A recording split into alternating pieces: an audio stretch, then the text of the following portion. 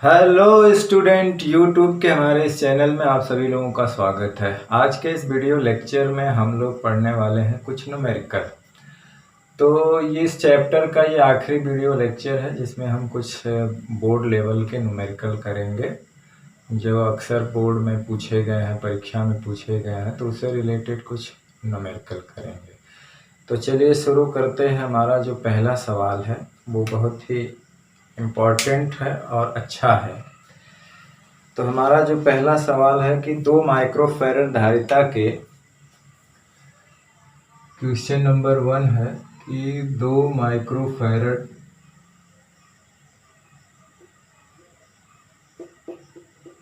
धारिता के 2 माइक्रोफैरड धारिता के किसी संधारित्र को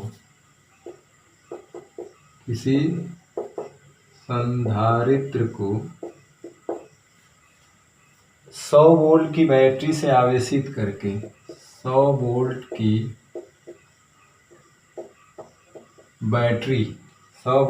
बैटरी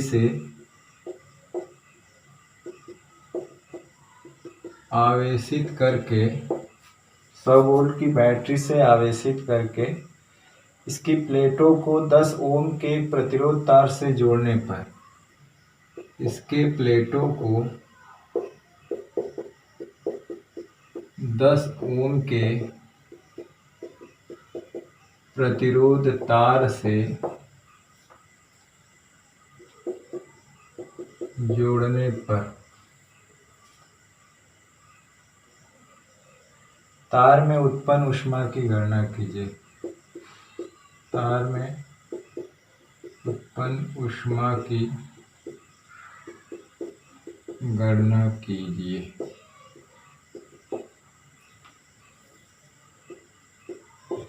तो देखिए इसमें क्या है कि 2 माइक्रोफैरड की धारिता के संधारित्र को 100 वोल्ट की बैटरी से जोड़ा गया। संधारित्र की धारिता क्या होगी? सी कितना दिया है? 2 माइक्रोफैरड, मतलब कि 2 × 10⁻⁻6 फैरड। विभवांतर कितना? B 100 volt.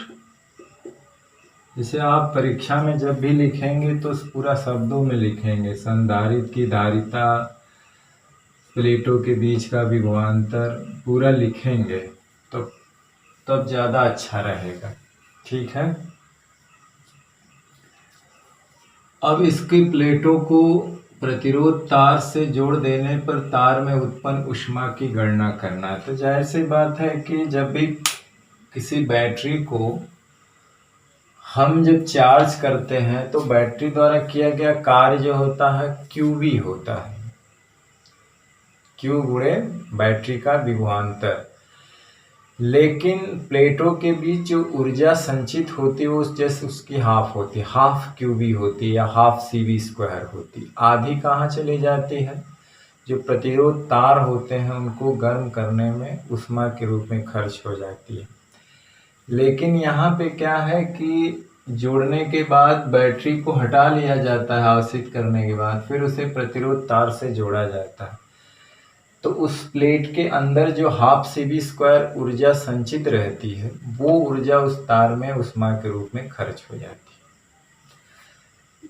वो ऊर्जा उस तार में ऊष्मा के रूप में क्या हो जाती है? खर्च हो जाती है, पूरी जो उसमें संचित होती है। वही सवाल का मतलब। किसी संधारित्र को इतने वोल्ट की बैटरी से आवेशित करके इसके प्लेटों को इतने तार से जोड़ देने पर जैसे ही जोड़ते हैं ऊष्मा उस तार में जितनी भी रहती है ऊर्जा वो खर्च हो जाती है। तो विभवांतर हमारा 100 वोल्ट है। अब प्लेटों को 10 ओम के प्रतिरोध तार से जोड़ने में ऊष्मा यानी ऊष्मा या कह सकते हैं संधारित्र की ऊर्जा। तो कहते हैं यहाँ पे क्या है कि प्लेटों को 10 ओम के प्रतिरोध तार से जोड़ने पर उत्पन्न ऊष्मा मतलब क्या हो गया? संधारित्र की ऊर्जा। अथवा संधारित्र की क्या हो जाएगी? ऊर्जा। वही ऊष्मा में बदल जाएगी। संधारित्र की ऊर्जा क्या हो जाए, हाफ CV²। तो हाफ C की वैल्यू क्या है, 10⁻⁻6 और V 100 वोल्ट, 100 गुणे 100। तो ये 2 से 2 कट गया, ये 4 जीरो है, यानी 10⁻⁻2 जूल। इतनी ऊर्जा ऊष्मा में चेंज हो जाएगी। ठीक, तो कहने का मतलब है कि बैटरी को जैसे ही तार से जोड़ेंगे ना, तो पूरी पूरी ऊष्मा क्या हो जाएगी, पूरी पूरी ऊष्मा जो है वो, अरे ऊर्जा जो है संधारित्र के अंदर जो संचित होती है वो ऊष्मा में बदल जाती है। ठीक, चलिए अब इसी तरह का एक दूसरा सवाल इंपॉर्टेंट लेते हैं, इसका स्क्रीनशॉट ले लीजिए।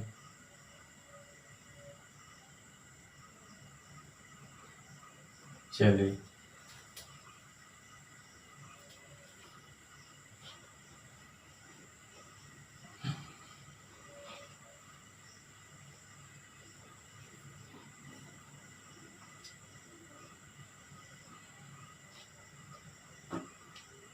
अब है एक सवाल यह है कि 8 माइक्रोफैराड धारिता के एक संधारित्र को 20 वोल्ट की बैटरी से आवेशित करके बैटरी हटा दी जाती। सवाल है दूसरा कि 8 माइक्रोफैराड धारिता के एक संधारित्र को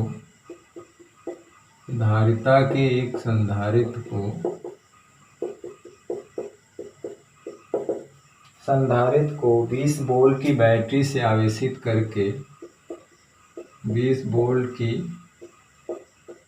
बैटरी से आवेशित करके बैटरी हटा ली जाती है।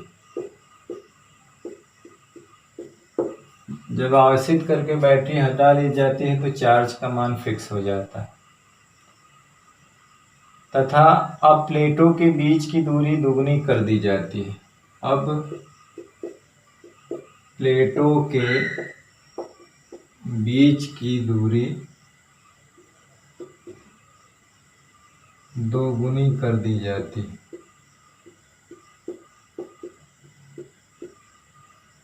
प्लेटों के बीच की दूरी दुगनी मतलब क्षेत्रफल सेम रख के दूरी दुगनी कर दी जाती है। संधारित्र के नए विभवांतर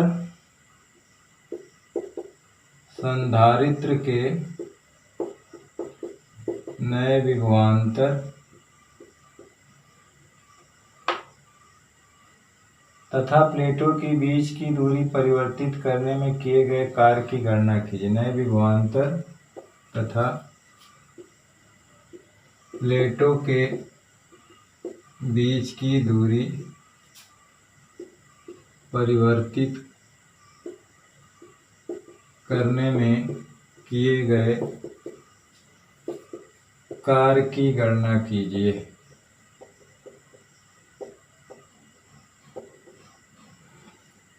ठीक, तो अब इसमें क्या है कि पहले हम सब कुछ निकाल लें। संधारित्र की पहली धारिता क्या है, C दिया हुआ, पूरा लिखेंगे संधारित्र की धारिता, हम टाइम के वजह से सिर्फ संकेत में लिख रहे हैं।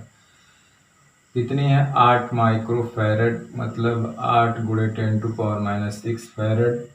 20 वोल्ट के विभवांतर से उसको 20 वोल्ट से आवेशित करके हटा लिया जाता है। आवेशित करके क्या कर लिया जाता है, हटा लिया जाता है।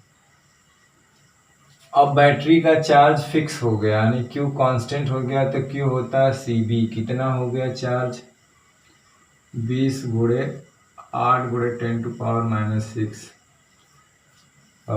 160 गुणे 10⁻⁻6 कूलम। इतना बैटरी पे चार्ज आएगा, यही फिक्स रहेगा हटा लेने के बाद। ठीक, या 160 माइक्रो कूलम लिख सकते हैं।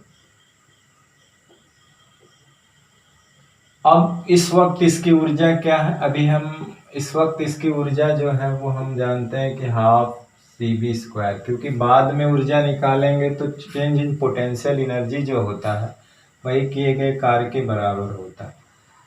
तो इस वक्त इसकी ऊर्जा जो होगी वो सी कितनी है 8 गुणे 10⁻⁻6, बी कितना है 20 गुणे 20।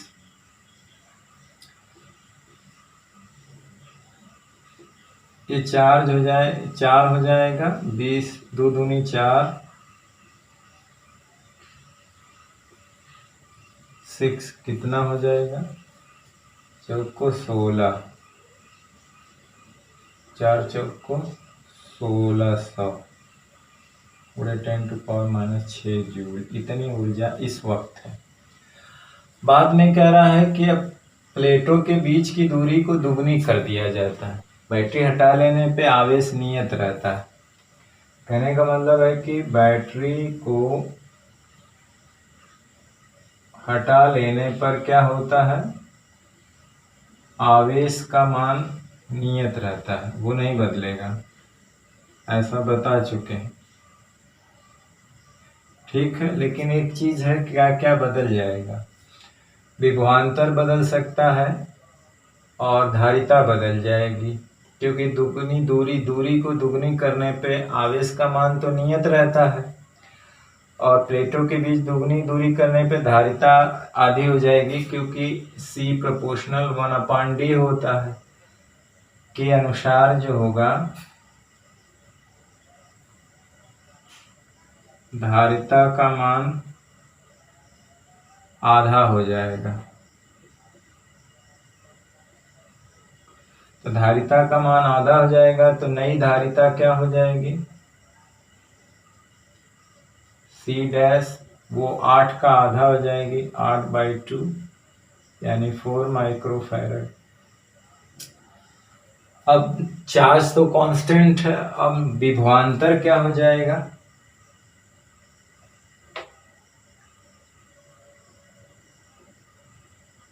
विभवांतर मान लो V' हो जाएगा Q/C', Q/C भी होता है, तो Q तो वही रहेगा, Q का मान कितना है 160 गुणे 10⁻⁻6, और C की वैल्यू है 4 गुणे 10⁻⁻6 फैरड, यही ना।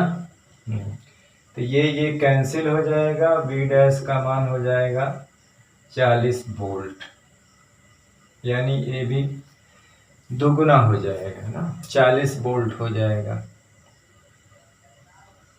क्योंकि धारिता के व्युत्क्रमानुपात में होता है। V की वैल्यू धारिता के व्युत्क्रमानुपात में घटती बढ़ती, धारिता आधी तो वोल्ट दूना हो जाएगा, ठीक है ना। लेकिन चार्ज बैटरी हटा लेने पे चार्ज कांस्टेंट। अब जो है नया उसकी एनर्जी जो होगी हाफ C'(B')² वो हो जाएगी, C की वैल्यू जो नई है वो 4 गुणे 10⁻⁻6, और नया वो है 40 गुणे 40।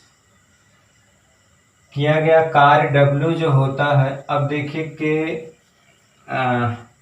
पहले देखे कि क्या होता है, पहले ये निकाल के देखिए बड़ा कौन है, इस हिसाब से देख। तो 1600 ये तो हो गया, तो ये 4 चौको 16, 16 दूनी 3200 हो जाएगा, ये 3200 गुणे 10⁻⁻6 जूल, और पहले कितना थी 1600 गुणे 10⁻⁻6 जूल, इसका मतलब बाद में बढ़ गई। तो किया गया कार्य जो होगा वो U' माइनस U होगा, चेंज इन पोटेंशियल एनर्जी, यानी कि 3200 गुणे 10⁻⁻6 माइनस 1600 10⁻⁻6, यानी हो जाएगा 1600 गुणे 10⁻⁻6 जूल। इतना काम किया जाएगा। ठीक, सवाल में कुछ नहीं था। संधारित्र को 20 वोल्ट की बैटरी से आवेशित करके ना उसे क्या करता है, हटा लिया जाता है। तो एक चीज याद करना कि जब बैटरी हटा लिया जाता है चार्ज का मान फिक्स रहेगा, कांस्टेंट। तो हम चार्ज की वैल्यू निकाल लेंगे, फिर उस वक्त ऊर्जा निकाल लेंगे, ये है। अब जब दूनी करेंगे तब देखेंगे विभवांतर भी घट बढ़ जाएगा, धारिता भी। तो दूरी के व्युत्क्रमानुपात में धारिता होती है, तो ये दूना करेंगे धारिता आधा हो जाएगा, और हिसाब से वोल्ट इसके व्युत्क्रमानुपात में होता है वो दूना हो जाएगा, 20 वोल्ट से 40 वोल्ट हो जाएगा। नहीं है तो निकाल लीजिए। इसके बाद उस वक्त की ऊर्जा निकाल लीजिए। अब कौन ज़्यादा है, ये ज़्यादा है बाद वाली, तो बाद वाली में से घटा दीजिए। चेंज इन पोटेंशियल एनर्जी बराबर किया गया कार्य। इसका मतलब है कार्य हमें किया जाता है इसमें, ठीक, यानी कि उसके प्लेटों को दूर करने में हमारे द्वारा काम किया जा रहा। क्षेत्र काम करता तो एनर्जी घट जाती, ठीक। तो इसका जल्दी से स्क्रीनशॉट लीजिए। अब हम लोग तीसरे सवाल की तरफ चलते हैं, ठीक।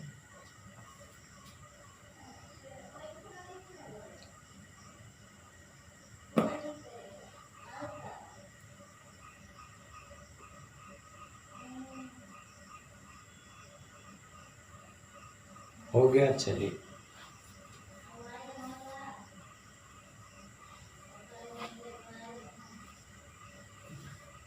इन सवालों पे प्रैक्टिस कर लीजिए। कुछ सवाल मैंने पहले ही बता दिया है,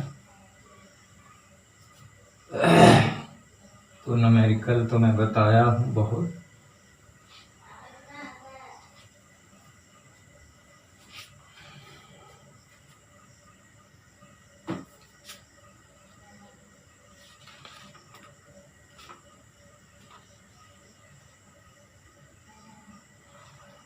चलिए, एक सवाल है कि एक वाय संधारित्र की धारिता 4 माइक्रोफैरड है। तीसरा, एक वाय संधारित्र की धारिता कितना है? 4 माइक्रोफैरड है। इसे 30 वोल्ट की बैटरी से आवेशित करने के बाद, इसे 30 वोल्ट की बैटरी से आवेशित करने के बाद बैटरी हटा ली जाती है,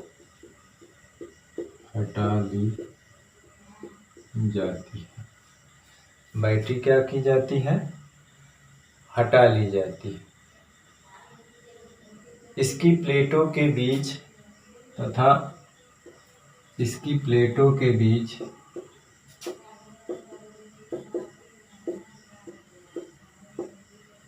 K बराबर 3 परावैद्युतांक की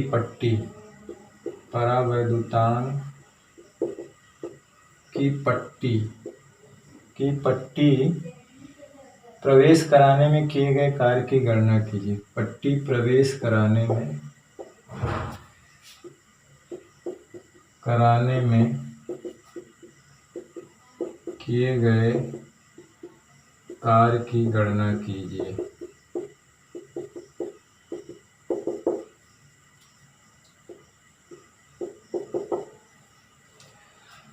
अब देखिए कि एक वाय संधारित्र है कि धारिता कितना है? सी वाय संधारित्र की धारिता कितनी है? 4 माइक्रोफैरड। 4 गुणे 10⁻⁻6 फैरड है। 20 त्वरित 30 वोल्ट से इसको क्या किया गया? आवेशित किया गया। बैटरी का विभवांतर है तो उसका भी विभवांतर होगा, फिर हटा लिया जाता है। तो हटाने के बाद एक चीज फिक्स हो जाता है, क्यू नियत रहेगा। वो कितना होगा? 4 गुणे 10⁻⁻6 और ये 30,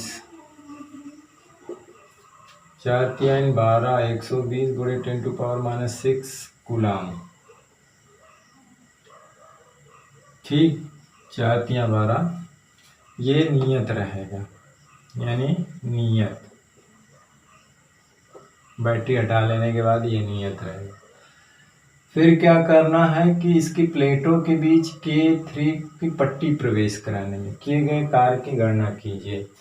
जाहिर सी बात है कि बैटरी जब हटा लेते हैं तो Q की वैल्यू क्या होती है? नियत रहती है। तो जाहिर सी बात है कि अभी हम लोग पीछे पढ़ाए थे कि जब बैटरी हटा लेंगे, चार्ज की हुई पट्टी को प्रवेश कराने में कार्य क्षेत्र द्वारा किया जाता था और एनर्जी जो ऊर्जा थी वो कमी हो जाती थी, घट जाती थी। तो ऊर्जा में कमी यानी स्थितिज ऊर्जा में कमी यानी वो किए गए कार्य के बराबर होती है। तो चार्ज तो नियत रहेगा। इस वक्त हम इसकी एनर्जी निकाल के देखते हैं क्या है। तो हाफ CV², सी की वैल्यू कितना है, सी है हमारा 4 × 10⁻⁻⁶ और V² 30 × 30 है, इतना जूल। तो ये हो जाएगा 2, ये 900 दूनी 1800, 1800 × 10⁻⁶ जूल। ये अभी की ऊर्जा है जब प्रवेश नहीं कराया गया है। ठीक, तो अब जब है चार्ज फिक्स है, बैटरी जुड़ी हटा ली गई है, अब पट्टी को प्रवेश कराने में जो किया गया कार्य होता है तब वो हो जाएगा। अब जो है जब पट्टी प्रवेश कराएंगे तो जाहिर सी बात है उसका विभवांतर कुछ चेंज हो जाएगा, उसका धारिता भी कुछ चेंज हो जाएगी। तो पट्टी को प्रवेश कराने पे धारिता मान लीजिए कि कितने गुना बढ़ जाती है, वो K गुना बढ़ जाती है, KC हो जाता है। तो धारिता कितनी हो जाएगी, C की वैल्यू कितनी है 4 × 10⁻⁶, यानी कि 12 × 10⁻⁶ फैराड हो जाएगी।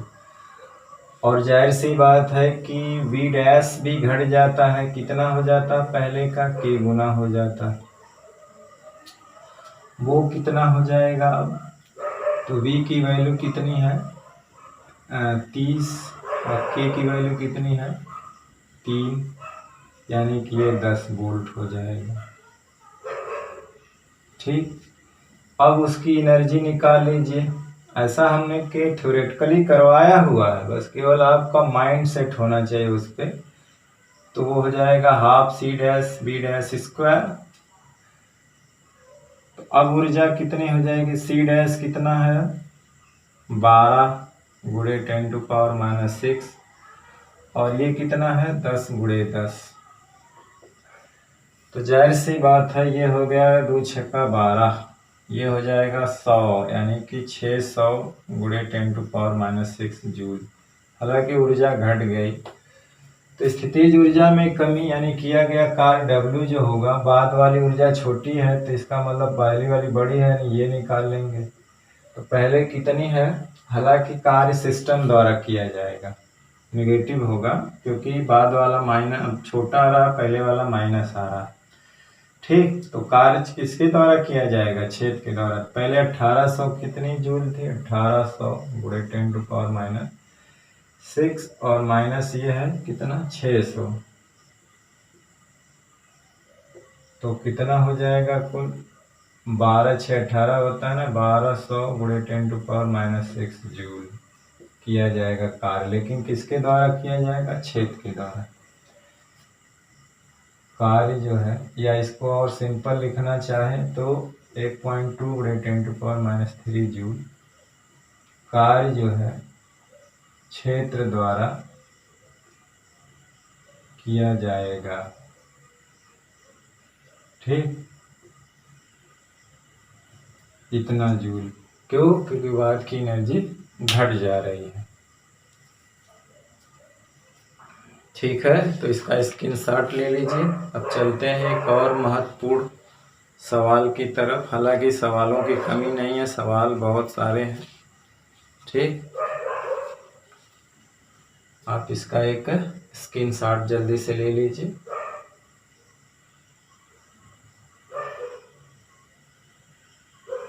चलिए,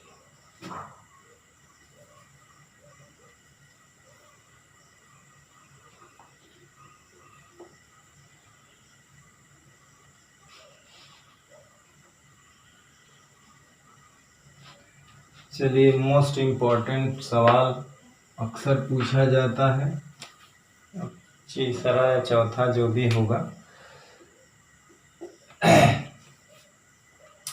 इसमें सवाल है कि 2 माइक्रोफैरड धारिता के 2 माइक्रोफैरड धारिता के किसी संधारित्र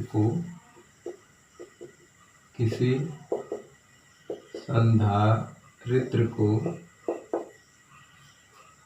20 वोल्ट की बैटरी से आवेशित करने के बाद 20 वोल्ट की बैटरी से आवेशित करने के बाद 20 वोल्ट की बैटरी से आवेशित करने के बाद मतलब बैटरी हटा ली जाती है। 3 माइक्रोफैरड धारिता के 3 माइक्रोफैरड धारिता के 3 माइक्रोफैरड धारिता के अनावेशित संधारित्र के साथ जोड़ने पर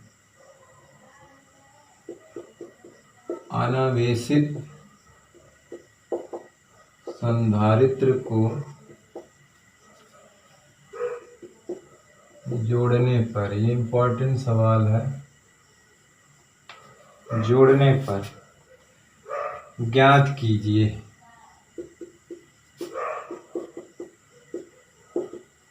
पहला है इसमें संयोग का विभवांतर, संयोग का विभवांतर। दूसरा है इसमें प्रत्येक संधारित्र का आवेश, प्रत्येक संधारित्र का आवेश। तीसरा है संयोग का आवेश तथा ऊर्जा, संयोग का आवेश तथा ऊर्जा।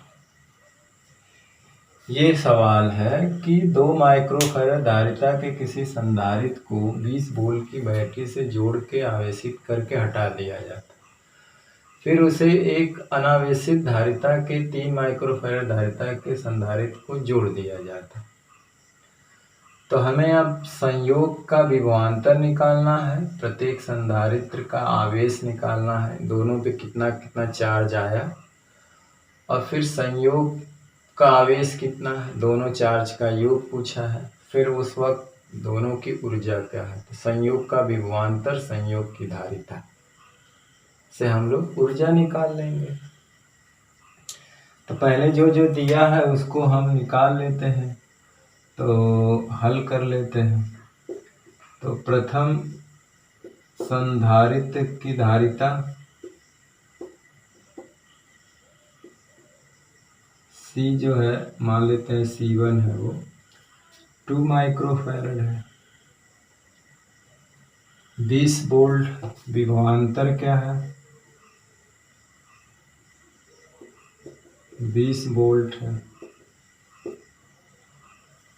दूसरे अनावेशित संधारित्र की धारिता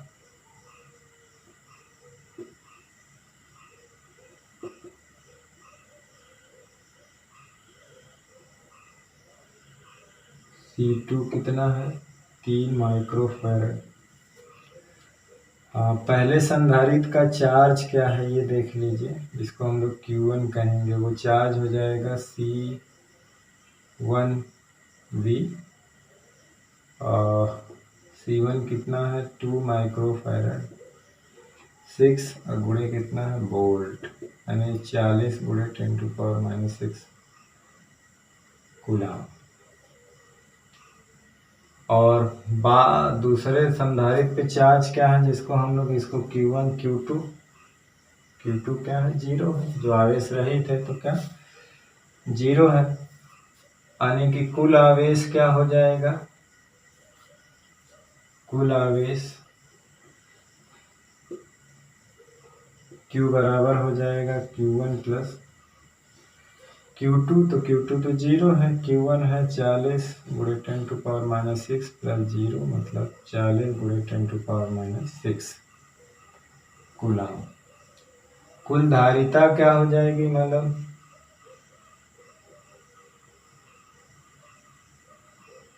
C1 प्लस C2। तो C1 कितना है 2 और C2 कितनी है 3 माइक्रोफैरड, मतलब कुल मिला के 6 माइक्रोफैरड।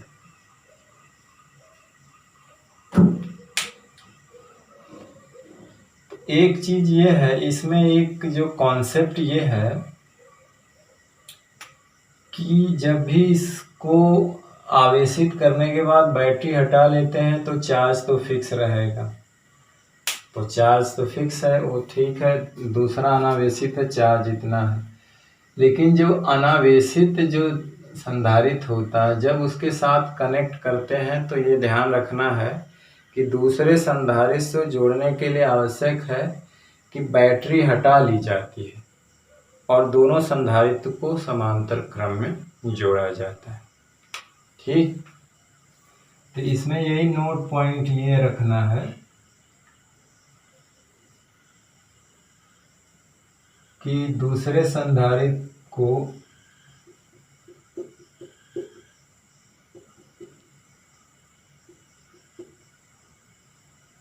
पहले संधारित्र से जोड़ने के लिए आवश्यक है कि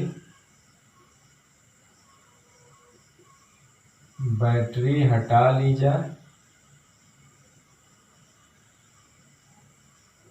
और दोनों संधारित्रों को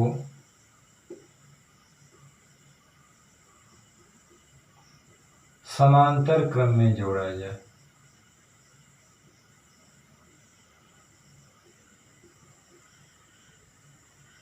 ताकि दोनों का जो है विभवांतर सेम रहता है। समांतर क्रम में हम जोड़ते हैं तो क्या सेम रहता है? विभवांतर। तो इसीलिए हमने जो है कुल आवेश इस तरह निकाला, कुल धारिता को इस तरह से जोड़ा। क्यों? क्योंकि दूसरे संधारित्र को पहले संधारित्र से जोड़ने के लिए इसमें एक कॉन्सेप्ट है कि बैटरी हटा लो पहले और दोनों को समांतर में जोड़ा जाता है। जब भी किसी अनावेशित संधारित्र को आवेशित संधारित्र के साथ जोड़ते हैं तो किस में जोड़ा जाएगा? समांतर क्रम में, और बैटरी को हटा लिया जाता। तो समांतर क्रम में धारिता को कैसे जोड़ा जाता है? सीधे सीधे। तो तुल्य धारिता क्या हो जाएगी? ये। ठीक। अब जोड़ने के बाद दोनों का विभवांतर क्या हो जाएगा? सेम। अब चार्ज क्या होता है? क्यों ऐसा किया जाता है? क्योंकि वो समांतर क्रम में ही हो जाता है। क्योंकि एक संधारित्र को जब दूसरे संधारित्र से हम अटैच कर देते हैं तो पहले संधारित्र से चार्ज दूसरे को तब तक जाएगा जब तक का दोनों का पोटेंशियल क्या हो जाएगा? सेम हो जाएगा। तो जाहिर सी बात है, जब दो संधारित्रों का पोटेंशियल सेम होता है तो इसका मतलब है कि दोनों किस में जुड़े हुए हैं? समांतर क्रम में।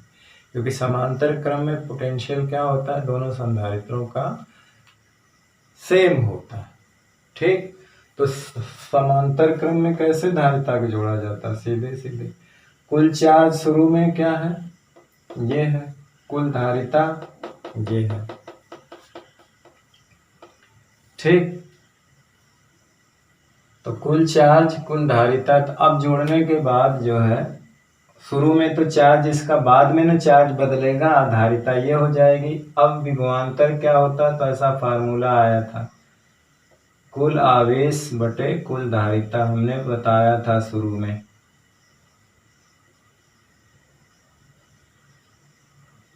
कुल आवेश कितनी है? 40 गुणे 10⁻⁻⁶। कुल धारिता क्या है? 6 गुणे 10⁻⁻⁶, यानी 40 बटे 6 यानी 20 बटे 3 वोल्ट। यही ना? 40 बटे 5 हो गया। अरे 5, सॉरी, ये 5 है। 5 तो ये 5 बटे 40 मतलब 8 वोल्ट हो जाएगा। ठीक। अब दोनों संधारित्रों का विभवांतर कितना हो जाएगा? 8 वोल्ट हो जाएगा। तो इसका एक बार स्क्रीनशॉट ले लीजिए, हम आगे चलते हैं। अब हमारा ये निकलेगा संयोग का विभवांतर। संयोग का विभवांतर तो 8 वोल्ट हो जाएगा और दोनों को जोड़ने के बाद दोनों का विभवांतर क्या हो जाएगा? विभव सेम हो जाएगा। तो संयोग का विभवांतर क्या हो जाएगा? यहाँ पे लिख सकते हैं संयोग का विभवांतर। पहला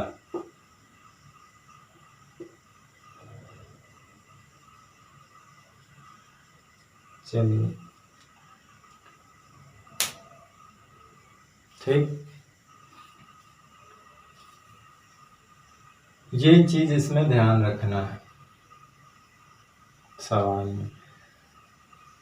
अब क्या है कि हमको पोटेंशियल मालूम हो गया, अब सबका पोटेंशियल तो सेम रहेगा, 8 वोल्ट रहेगा सबका, दोनों का।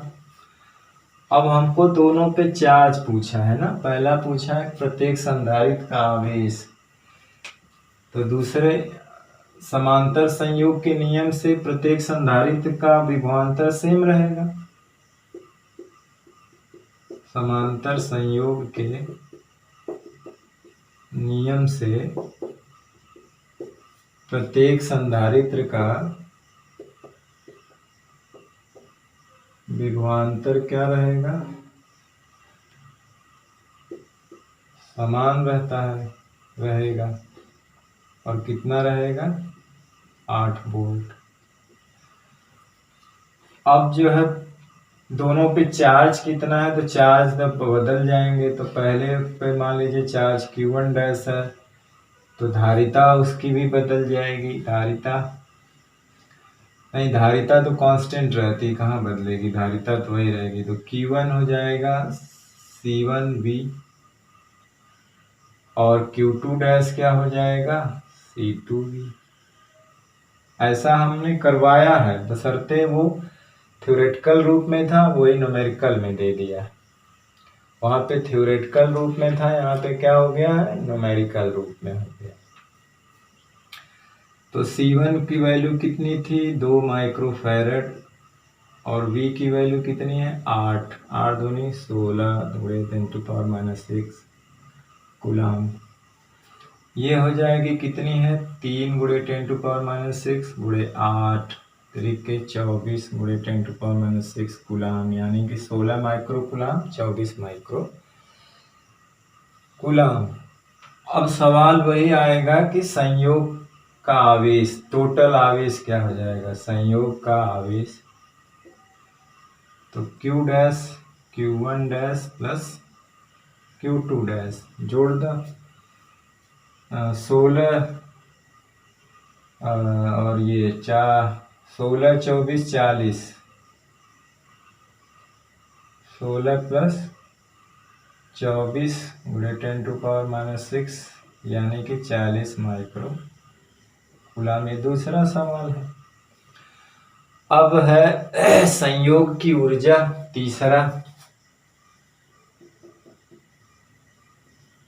तीसरा है संयोग की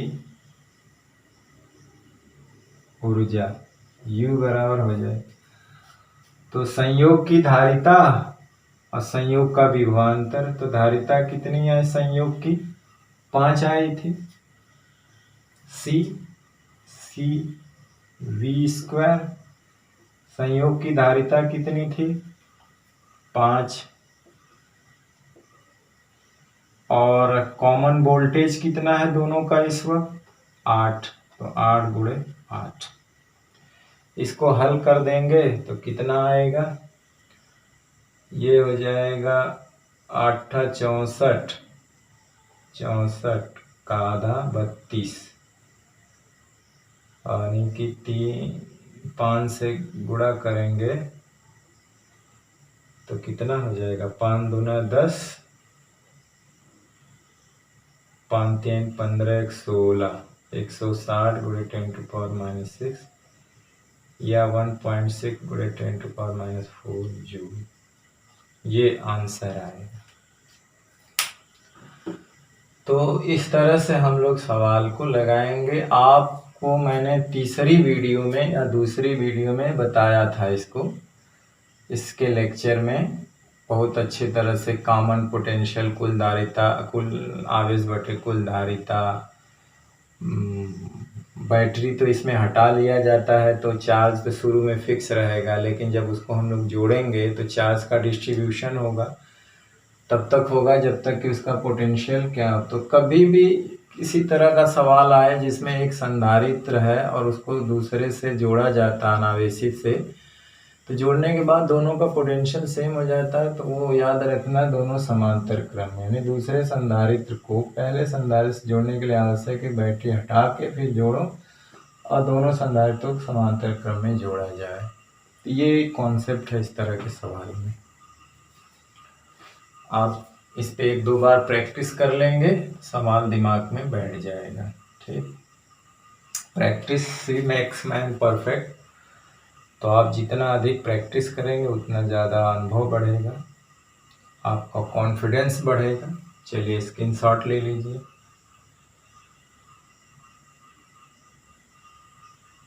चलिए, तो इस तरह के और भी सवालों पे आप किताब में दिया हुआ एनसीईआरटी के बुक में सवाल एक्सरसाइज में दिया है, एग्जाम्पल दिया है, तो आप उसको प्रैक्टिस करिए। प्रैक्टिस जितना भी करेंगे उतना आपका कॉन्फिडेंस लेवल ऊंचा रहेगा। चलिए इसी तरह का एक और सवाल देख लेते हैं। 2-3 सवाल और हैं। लिखा है 3 माइक्रोफैराड धारिता के एक संधारित्र को, जो भी नंबर हो डाल लीजिएगा, 5, 4। लिखा है 3 माइक्रोफैराड धारिता के एक संधारित्र को, धारिता के एक संधारित्र को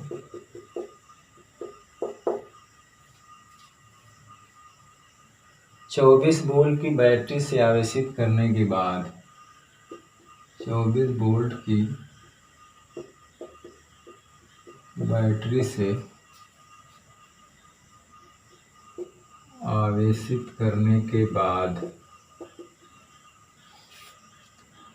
5 माइक्रोफैराड धारिता के अनावेशित 5 माइक्रोफैराड धारिता के अनावेशित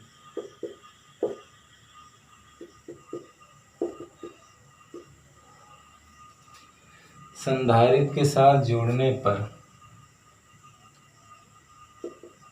संधारित्र के साथ जोड़ने पर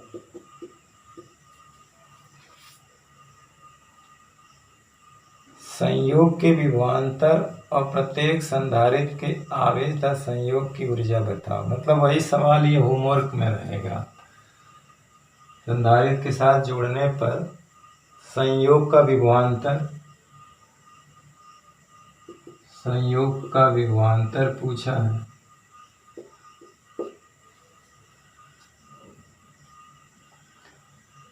प्रत्येक संधारित्र का आवेश, प्रत्येक संधारित्र का आवेश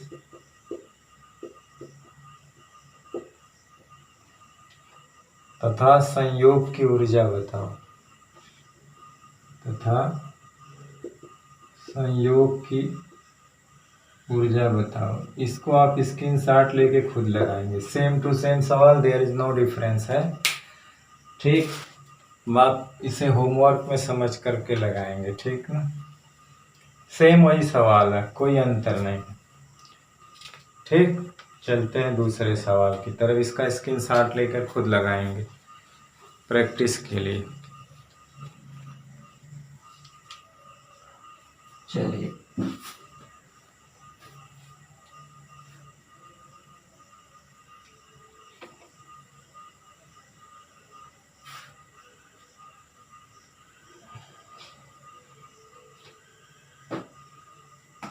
अगला सवाल है, जो भी 7वां 6वां को भी है। लिखा है 2 माइक्रोफैराड धारिता के एक संधारित्र को, 2 माइक्रोफैराड धारिता के एक संधारित्र को 50 वोल्ट की बैटरी से आवेशित करने के बाद 50 वोल्ट की बैटरी से आवेशित करने के बाद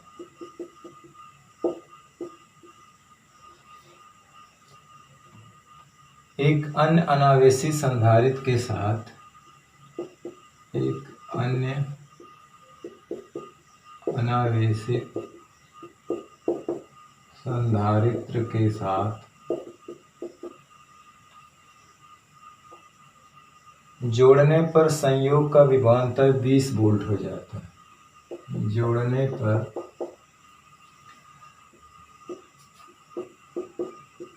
संयोग का विभवांतर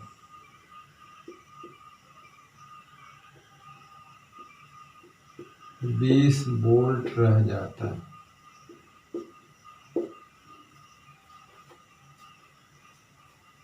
दूसरे संधारित्र की धारिता, ये भी अच्छा सवाल है। दूसरे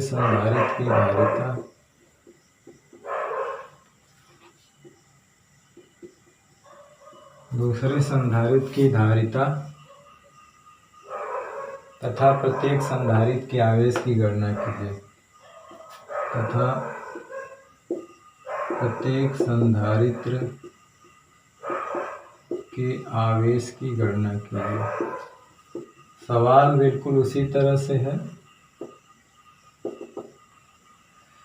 शर्तें थोड़ा सा चेंज है। इसमें भी बैटरी को हटा लेने के बाद दोनों को समांतर क्रम में जोड़ेंगे। समांतर क्रम में जोड़ने का मतलब दोनों का विभवांतर सेम रहेगा। तो ये जो 20 वोल्ट रह जाता है, मतलब ये दोनों संधारित्र का विभवांतर 20-20 वोल्ट होगा।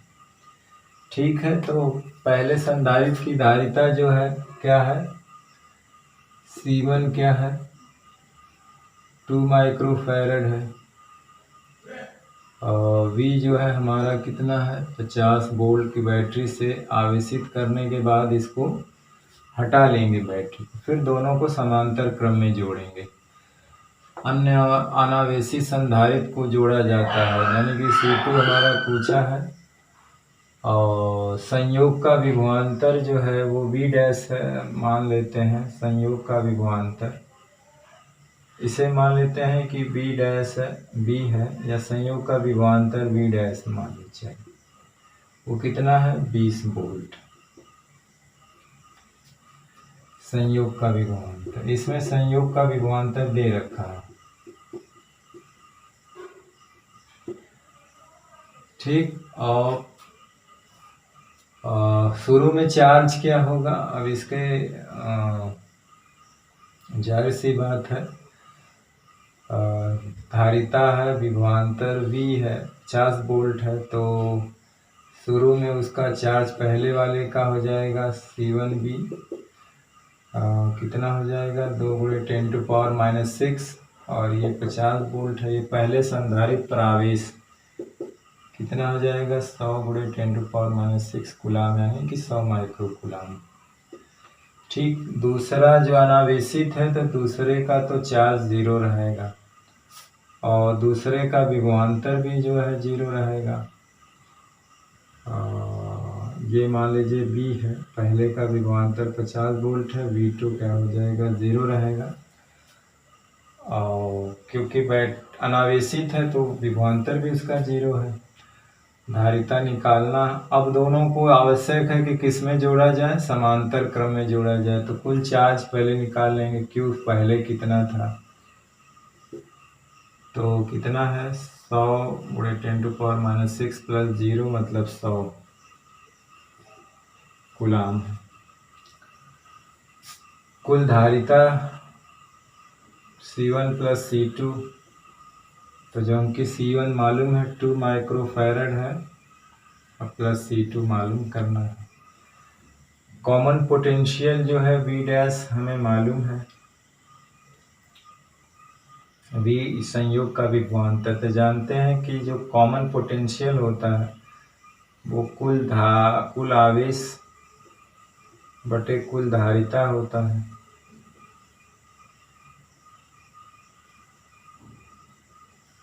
तो कुल आवेश कितना है, 100 × 10⁻⁶, इसमें है 2 × 10⁻⁶ फैरड प्लस C2, और ये कितना है, 20।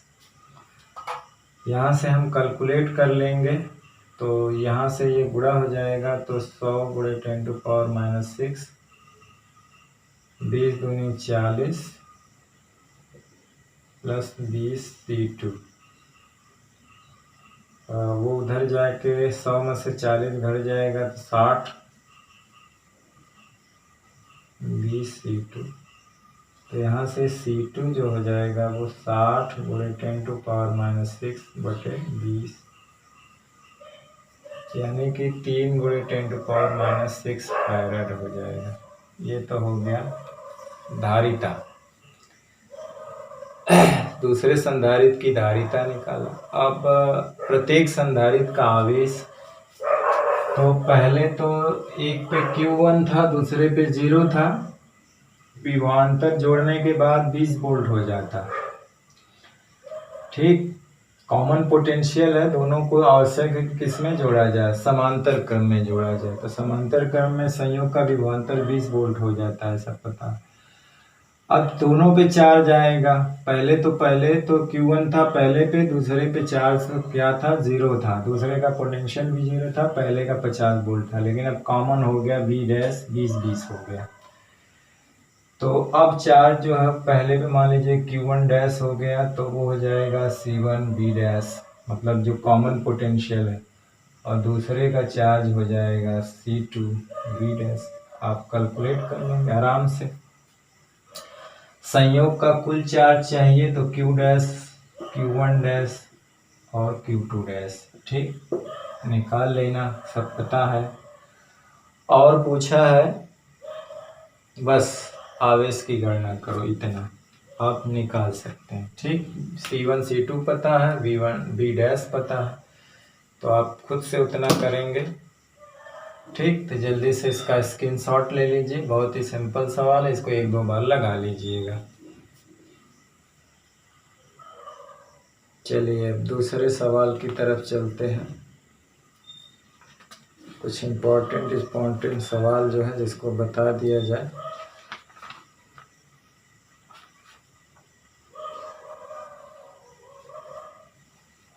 चलिए इसका स्क्रीनशॉट ले लिया। अब अगले सवाल की तरफ।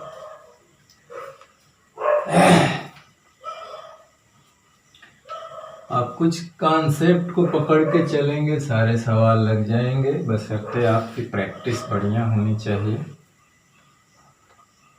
आप प्रैक्टिस बढ़िया करेंगे तो जा कर के सवाल लगेगा, नहीं तो वरना आप एग्जाम में नहीं लगा।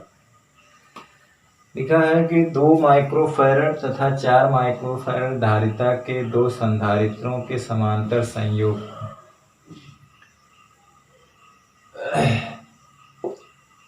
2 माइक्रोफैरड तथा 4 माइक्रोफैरड धारिता के 2 संधारित्रों के समांतर संयोग, 2 संधारित्रों के समांतर संयोग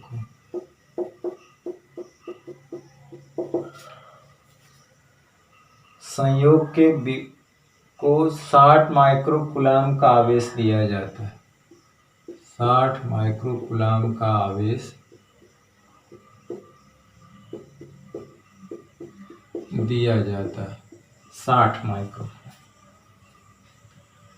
समांतर संयोग है दोनों का, और 60 माइक्रोकूलाम का आवेश दिया जाता है दोनों को। हालांकि दोनों पे अलग अलग आएंगे, जानते हैं।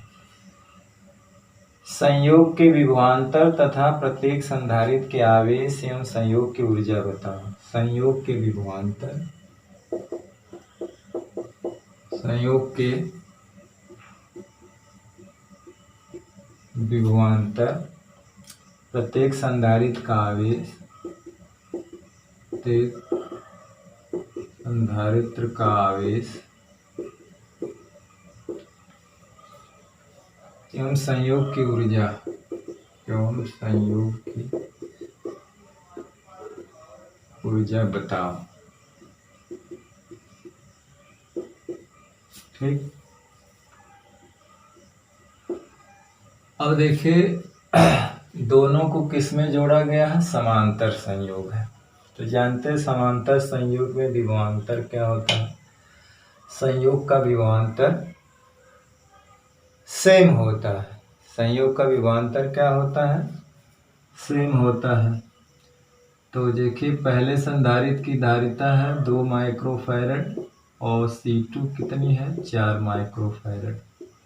कुल धारिता कितनी हो जाएगी C1 प्लस C2, क्योंकि समांतर संयोग है, समांतर संयोग,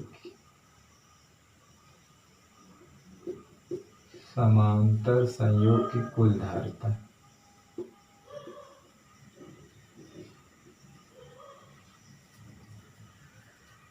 चार दो 6 माइक्रोफैरड हो जाएगी। ठीक,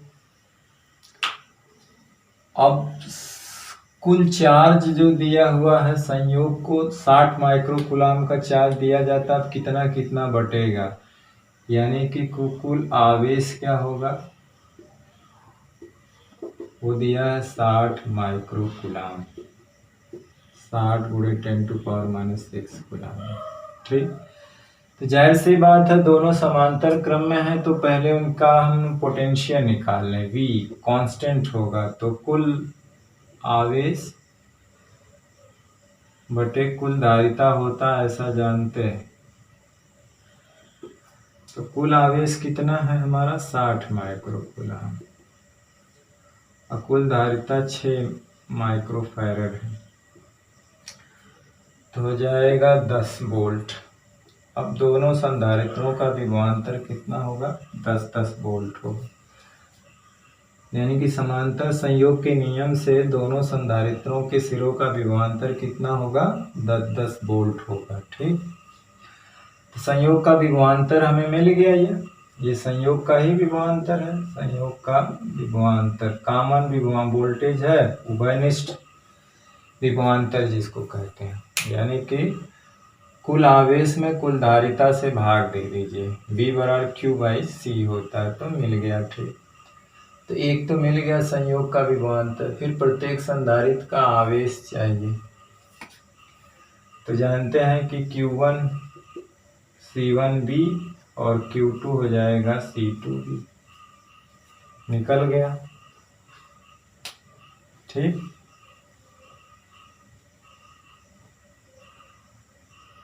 बाद में पहले कुल टोटल था, अब इसी को चाहे तो डैश डैश कर दीजिए, निकाल लीजिएगा। फिर क्या पूछा है संयोग की ऊर्जा, तो संयोग की ऊर्जा के लिए संयोग की धारिता चाहिए और संयोग की ऊर्जा, संयोग की ऊर्जा ½ CV²। तो संयोग की धारिता क्या है 6 माइक्रोफैरड थी, संयोग का विभवांतर कितना है 10 वोल्ट, तो 2 3 6 300 6, या इसको आप 3.0 गुणे 10⁻⁴ जूल कर सकते हैं। ठीक, तो इस तरह से हम सवाल को लगा देंगे, बहुत ही आसान सवाल है। ठीक, तो इसका स्क्रीनशॉट ले लीजिए जल्दी से, हम जो चलते हैं आगे वाले सवाल की तरफ।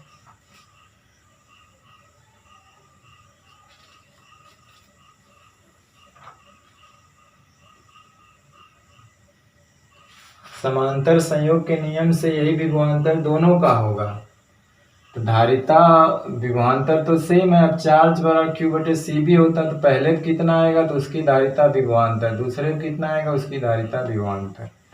ठीक, चलिए अब महत्वपूर्ण सवाल देख लेते हैं दो।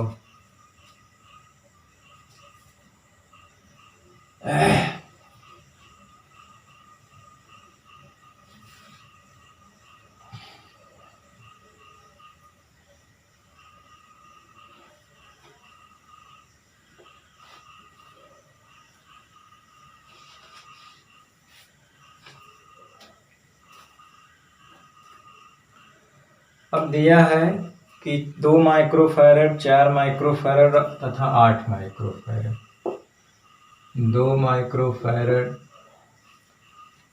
4 माइक्रोफैरड तथा 8 माइक्रोफैरड के 3 संधारित्र के श्रेणी संयोग को, के 3 संधारित्र के श्रेणी संयोग को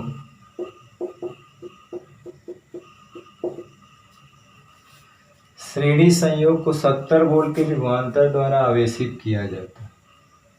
70 वोल्ट के विभवांतर द्वारा आवेशित किया जाता है।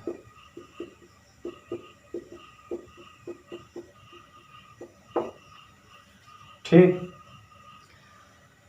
अब इसमें दिया है ज्ञात कीजिए।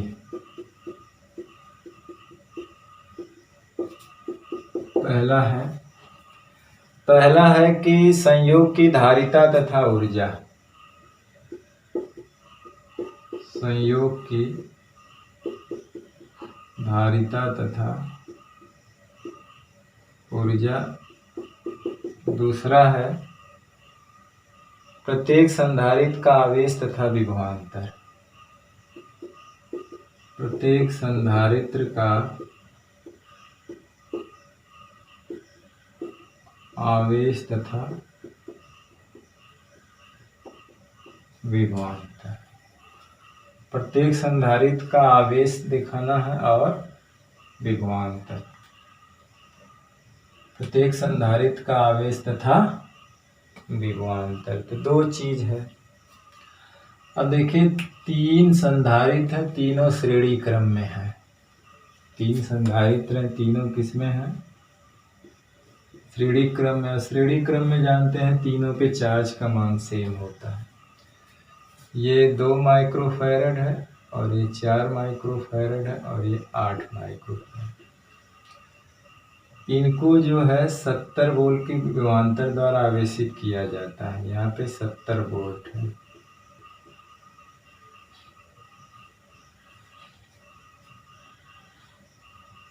तो ज्ञात करना है संयोग की धारिता। तो पहला है तुल्य धारिता निकालना है संयोग की। पहला सवाल है संयोग की धारिता C है, तो संयोग की धारिता हो जाएगी 1/C1 plus 1/C2 plus 1/C3, 1/2, 1/4, 1/8।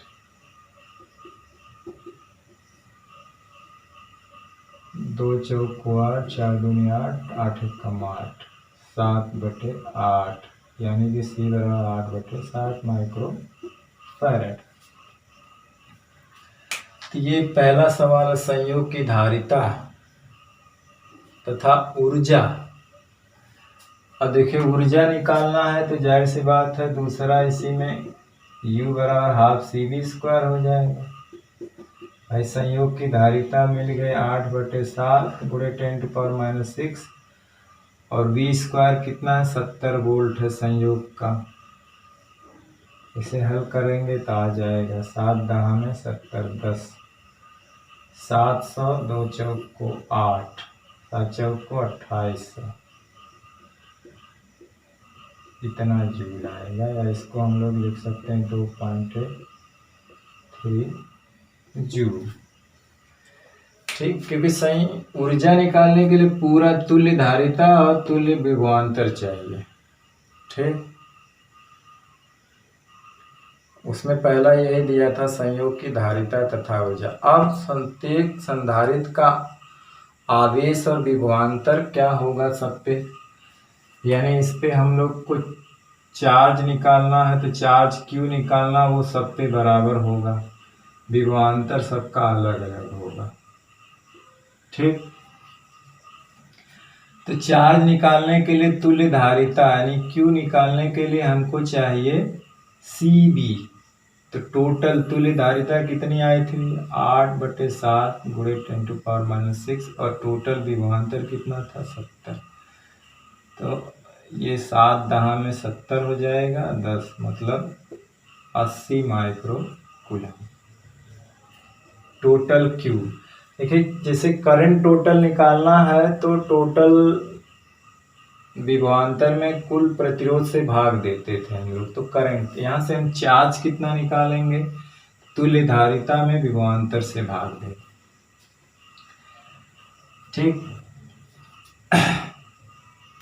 यहाँ पे क्यू का जो रोल है वहाँ पे करंट वही रोल अपना होगा। अगले वाले चैप्टर में जो क्यू वाला रोल है वो करंट पे आ जाएगा, धारिता वाला रोल प्रतिरोध पे आ जाएगा, वी तो रहेगा।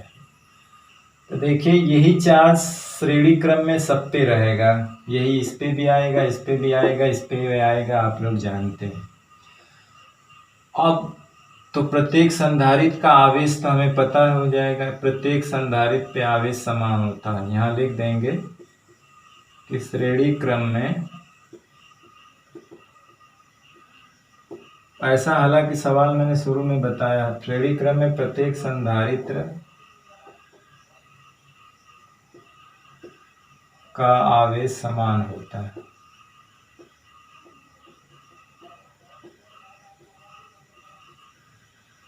ठीक, हाँ विभवांतर अलग अलग होगा। अगर हमें V1 चाहिए तो Q/C1, V2 चाहिए तो Q/C2 और V3 चाहिए तो Q/C3 निकाल लेंगे। ठीक, श्रेणी संयोग के नियम से प्रत्येक संधारित्र का आवेश समान होता है, लेकिन विभवांतर अलग अलग होता है। V1 चाहिए तो Q/C1, V2 चाहिए तो Q/C2, V3 चाहिए तो Q/C3। आप बैलून रख करके निकाल लेना। ठीक, कुछ अपने से भी करना।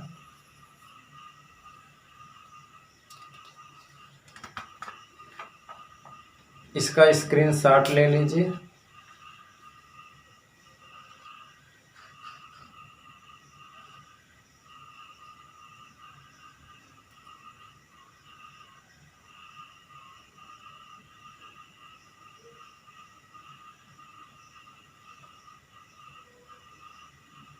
ठीक,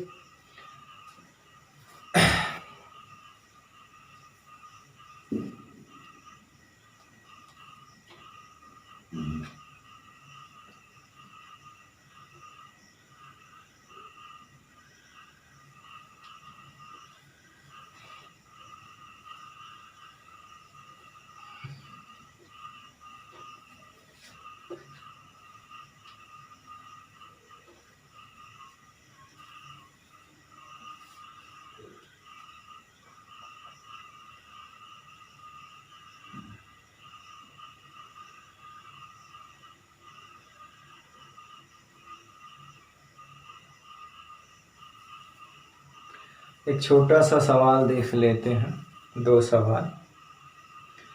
लिखा है कि समान धारिता के 3 संधारित्रों के श्रेणी संयोग की तुल्य धारिता इतनी है।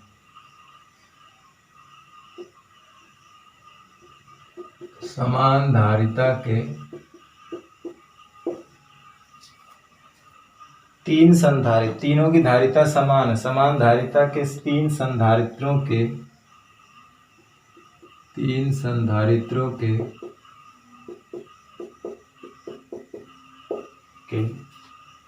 श्रेणी संयोग का तुल्य धारिता,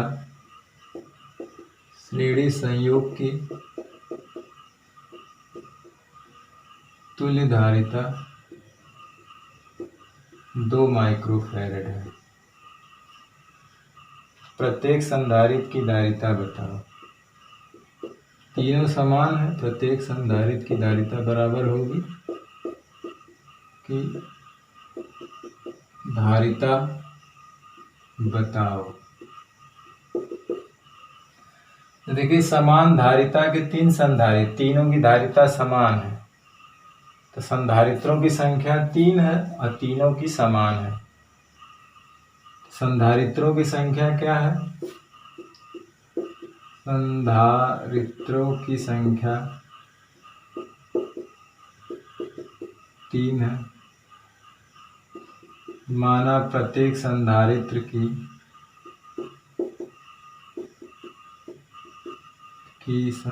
धारिता क्या है? C है।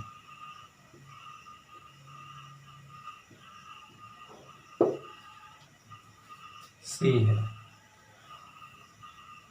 श्रेणी क्रम में तुल्य धारिता हम मान लेते हैं C डैश है। श्रेणी क्रम में तुल्य धारिता क्या है? C डैश और कितना दिया है? 2 माइक्रोफैरड, ये दिया हुआ। तो जानते हैं कि श्रेणी क्रम में कैसे जोड़ा जाता है। 1/c डैश बराबर 1/c1 1/c2 1/c3, जबकि तीनों बराबर हैं।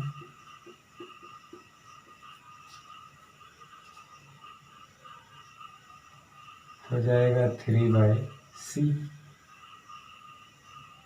क्या हो जाएगा 3/c, और c डैश कितना हमारा है 1/2 माइक्रोफैरड है। 3/c, तो c बराबर क्या हो जाएगा 2/3 6 माइक्रो है। कितना हो जाएगा 6 माइक्रोफैरड।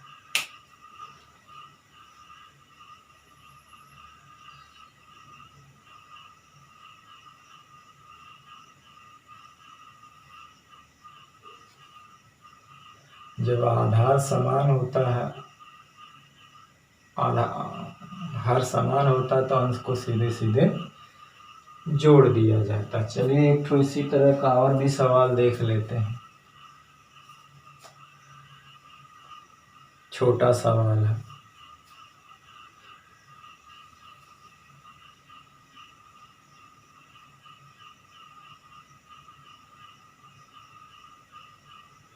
चलिए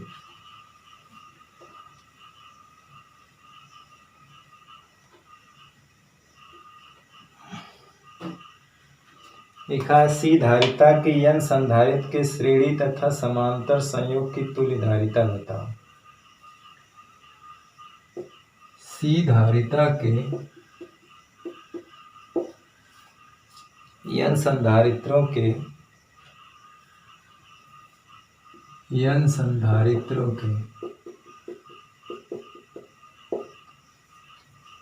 श्रेणी तथा समांतर संयोग की तुल्य धारिता बताओ।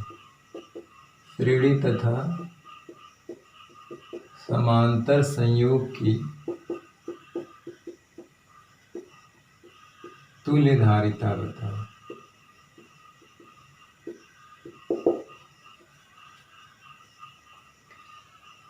अब संधारित्रों की संख्या क्या है n है। संधारित्रों की संख्या क्या है n है। प्रत्येक संधारित्र की धारिता क्या है c मान लेते हैं। प्रत्येक संधारित्र की धारिता c, और तुल्य धारिता को c डैश मान लेते हैं। c डैश अब n बार जुड़ा हुआ है, ठीक है, यानी कि अब इसको जोड़ना श्रेणी क्रम में है। पहला श्रेणी क्रम अब हालांकि ऐसा बता चुके हैं। चलिए अच्छा 1/c2 c3 ऐसे c3 ऐसे करते करते n बार आएगा। n टर्म में जाएंगे सब n बार। शार्ट में इसको लिखेंगे 1/c डैश बराबर n/c हो जाएगा, क्योंकि सबकी धारिता समान है। c धारिता था, ठीक। तो c डैश बराबर क्या हो जाएगा c/n। क्या हो जाएगा n। उसी तरह से समांतर क्रम में क्या है ऐसा तो बता चुके हैं। समांतर क्रम में हो जाएगा c डैश बराबर c1 c2 c3 करते करते n आएगा, यानी सबकी धारिता तो समान है, यानी c है, यानी कि c plus c plus c plus c plus c plus c n बार है। इसको n गुणे c लिख सकते हैं। तो c डैश क्या हो जाएगा c गुणे n। तो हालांकि ऐसा तो हमने बताया है, ये यहाँ पे सारी c रहेगा ना, n बार है, ठीक। तो और भी आप सवाल लगाते रहिए, सवालों की कमी नहीं है। सवाल हालांकि इस तरह के बहुत सारे सवाल मैं पहले भी बता चुका हूँ, और भी सवाल हैं। तो आप फिगर वाले भी सवाल मैंने बता दिए हैं, आप सवाल लगाते रहिए, है कि नहीं।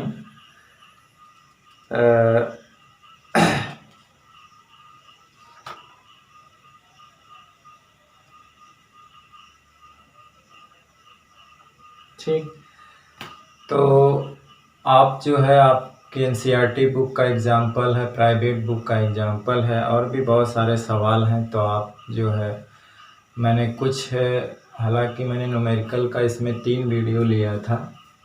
आप इसका स्क्रीनशॉट क्या, ये तो बहुत ही आसान चीज़ थी जैसे बताया गया था।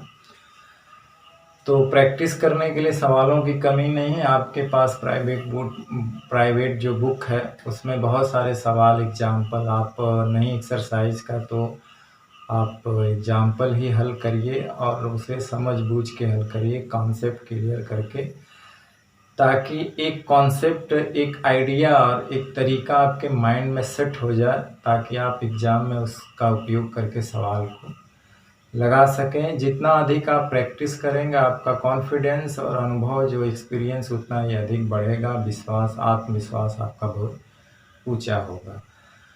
तो ये इस चैप्टर का आखिरी वीडियो लेक्चर था। अब हम लोग एक नए चैप्टर के साथ नए वीडियो लेक्चर में मिलेंगे। वो चैप्टर होगा करंट इलेक्ट्रिसिटी, वैद्युत चालन है, जिसमें हम लोग प्रतिरोध, धारा, विभवांतर, सरल परिपथ, ये सब चीज़ों के बारे में हम लोग अध्ययन करेंगे। वो भी बहुत ही मोस्ट इम्पॉर्टेंट चैप्टर है और वो न्यूमेरिकल बेस्ड है। जैसे ये न्यूमेरिकल बेस्ड था, वो पूरी तरह न्यूमेरिकल बेस्ड है। थ्योरेटिकल में 2-3 क्वेश्चन हैं जो थ्योरी में पूछे जाते हैं। तो चलिए आज का वीडियो लेक्चर बस अब यही समाप्त करते हैं और अगले वीडियो लेक्चर में एक नए टॉपिक के साथ मिले हैं। तब तक आप पढ़ते रहिए, पढ़ाई करते रहिए और अपनी परीक्षा का ईमानदारी से तैयारी करिए, प्रैक्टिस करिए। All the very best. Thank you very much.